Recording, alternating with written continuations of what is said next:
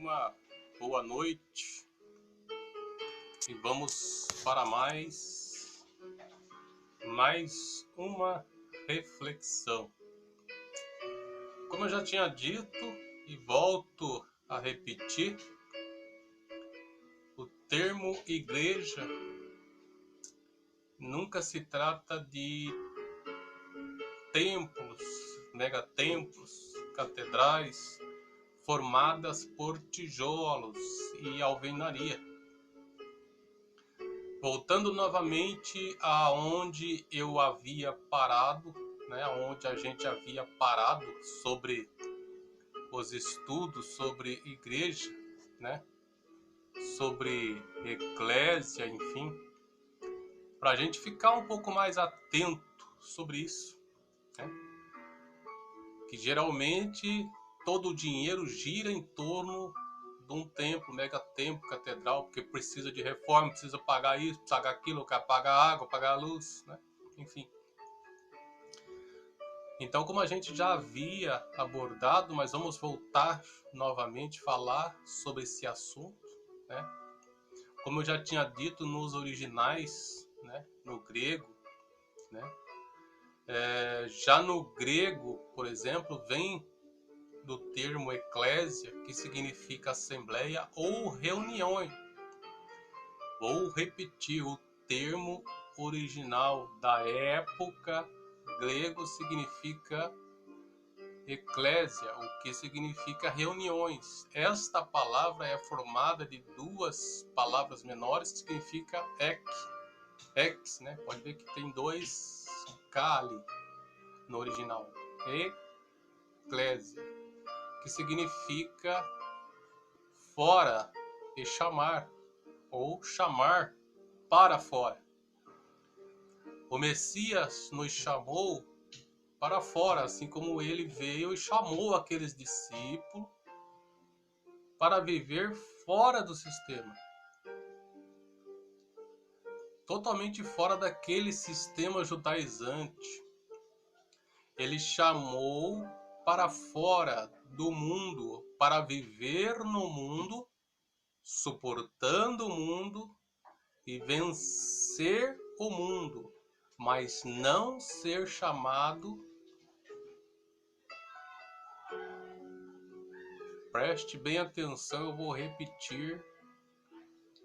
Jesus, ele chamou, ele nos chamou, ele nos selou, ele nos colocou no seu Novo Testamento, assim vindo se confirmar a sua morte para que nós pudéssemos ter também direito. Ele nos chamou para fora do mundo, mas para viver no mundo, suportar o mundo e vencer o mundo. Mas o ser do mundo, como já abordamos anteriormente, o sistema, que o mundo é um sistema, é físico, e tudo que gira em torno do físico, ou quando a gente gira em torno de tudo quanto aquilo é físico, nós não vive o chamado, ou ex, que é ser chamado para fora, correto? O sistema de todas as coisas do mundo envolve principalmente o círculo religioso. Então daí a importância de sair fora deste sistema, que também faz parte do mundo. Na Escritura, a palavra igreja nunca se refere a um edifício, como eu já havia citado no início. Simplesmente assembleia ou reunião das pessoas. A expressão eu vou à igreja veio dos pagãos, do templocentrismo católico romano, de chamar os templos físicos de igreja. O nosso Criador não indicou aos cristãos que construísse qualquer edifício, pois este agora, no Novo Testamento, principalmente, tá? É espiritual, não é mais físico. Lembra Mateus 24, quando ele disse, quando os discípulos começavam a admirar aquela construção, o que ele disse? Não vai ficar aí pedra sobre pedra que não será derrubada. Ou seja, o Criador, Jesus, ele veio, ele destematizou o sistema judaico ou judaizante. Ele derrubou o sistema. Ele derrubou o sistema tal como também o templo, aonde era o centro de adoração, o templo ali em Jerusalém. Já não posso dizer que era o templo de Salomão, era o que restou dele e Herodes reformou na época. Você pode ler 1 Pedro, 2 Pedro, Efésios 2, 1 Coríntios 3,16, Hebreus 3, né? O templo não é mais de pedra. Nós somos esse edifício agora. Nós somos essa casa. Nós somos a igreja. Tá? Tampouco criou alguma denominação, muito pelo contrário. O apóstolo Paulo, ele denunciou como carnalidade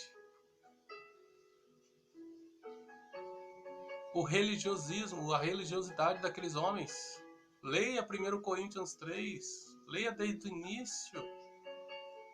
Ele sempre refutou contra isso, sendo ele antes doutor da lei, formado por Gamaliel. Ele não podia estar lá nas sinagogas dos judeus pregando, mas não, muito pelo contrário. Ele era perseguido, ele foi expulso, ele simplesmente recebeu o chamado, ele caiu as escamas, ele abriu os olhos, ele entendeu o propósito. O propósito de Deus não era com templos físicos, não era com somente uns homens, ou alguns homens, ou um homem, mas sim, agora o direito era iguais, era para todos. Todos quem? Todos quanto entendesse que agora somos a morada de Deus, que agora somos a casa, que agora somos o edifício. Lembra quando ele fala, em 1 Coríntios 3:1, que somos edifício de Deus, lavoura de Deus? Somos nós, ele não está falando de templo, ele não mandou ninguém construir. Em cima disso, eles voltam no passado, eles colocam o passado no futuro, e o futuro eles jogam para trás, para poder arrecadar. Aonde na graça dá respaldo para alguém tirar proveito ou dinheiro de alguém? Se eles virem com Mateus 23, Jesus está repreendendo quem? Os da lei. Detalhe muito importante: Mateus, Marcos, Lucas e João ainda é um período de transição. O Messias ali está vivo. Nós só entra no testamento dele quando ele morre. Outro mais importante, quem o matou? O sistema judaico. Mas tudo bem. Aí então eles vêm com 2 Coríntios 9. Leia desde o início. Paulo fala de coleta, em ajuda para os pobres. 1 Coríntios 16, o que Paulo fala? Juntar a junção de coleta para levar para os irmãos em Jerusalém que passavam fome, um período de fome, um período de miséria que eles estavam vivendo lá. Fala de uma ajuda voluntária. Ele dá um puxão de orelha nos coríntios, que deu muito pouco. E os macedônios deram abundantemente. Então, o que é viver em graça? É viver o amor. Não é isso que Jesus morreu? Para dar a maior dádiva, que é direito à salvação, e que é nos creditar crédito Não foi isso? Ele não disse que somos tidos como filho de Abraão na fé? O que Abraão foi? Foi lhe creditado o quê? Quando ele diz que lhe creditou, ele teve fé. Lembra daquele maior pagão, com o maior, dizendo, ou melhor, mas tido por Jesus como um dos maiores, aquele centurião lá,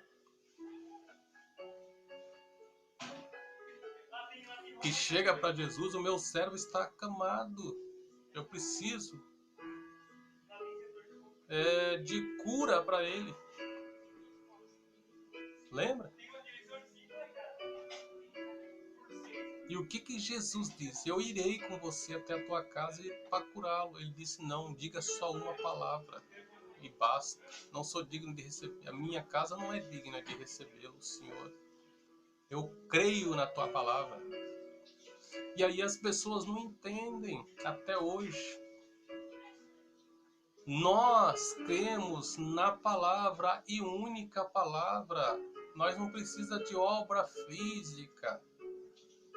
Nós não precisamos que um homem toque, que um homem expulse, que um homem te bota um óleo, que um homem te dê uma água, que um homem te dê um copinho de suco, um pedacinho de pão. Não, nós não precisamos, nós o físico, nós acreditamos na palavra. Nós não precisamos de campanha de libertação, nós não precisamos de campanha, não precisamos de jejum, nós cremos na palavra. Ele não disse que a maior fé em Israel era do povo de Israel, era daquele que dizimava, era daquele que dava o dízimo, era daquele que jejuava 2, 3 vezes ao dia. Não, que a maior fé era daqueles homens que eram ungidos, não, aqueles que se ungia com óleo, não. Era de um pagão, era de um centurião romano. Jesus disse, o Criador disse, a maior fé em Israel é deste homem pagão. Não era daqueles que eram os ungidos de Deus. Não. Não era daqueles que iam às sinagogas. Não. Não era daqueles que usavam aquelas roupas bonitas. Não. Era de um pagão. Era de um pagão. E a pergunta é, esse pagão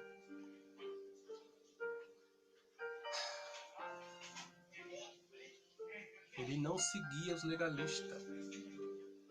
Hoje é cheio de dogmas, é cheio dos legalistas. Só eu sei, só eu faço. Você não pode tocar nisso, naquilo, não pode comer aquilo, não pode usar aquilo, não pode fazer isso, nem aquilo e outro. Sem nenhuma base nas escrituras. Detalhe importante. Quando Jesus disse em João 5, examinais as escrituras, que nela contém a vida eterna e testifica de mim. Que era a escritura da época? Papiros, Hanã, Torá, lei mosaica, os pergaminhos que os doutores da lei tinham. Na época, não tinha Bíblia. Não tinha. Em nome de uma Bíblia ou da Bíblia, quantos absurdos eles fazem. Olha quantos absurdos eles fazem. Separa, une, causa divisão, causa inimizade, cria ódios entre família, em nome da Bíblia. Qual foi a Bíblia de Abraão? Qual foi a Bíblia de Abel? Qual foi a Bíblia de Noé? Eles não tinham Bíblia. Para quem que Jesus está falando ali em João 5? Ele está falando com o povo. Tem um destinatário ali. Israel, o povo judeu, os doutores da lei, que debatiam com ele.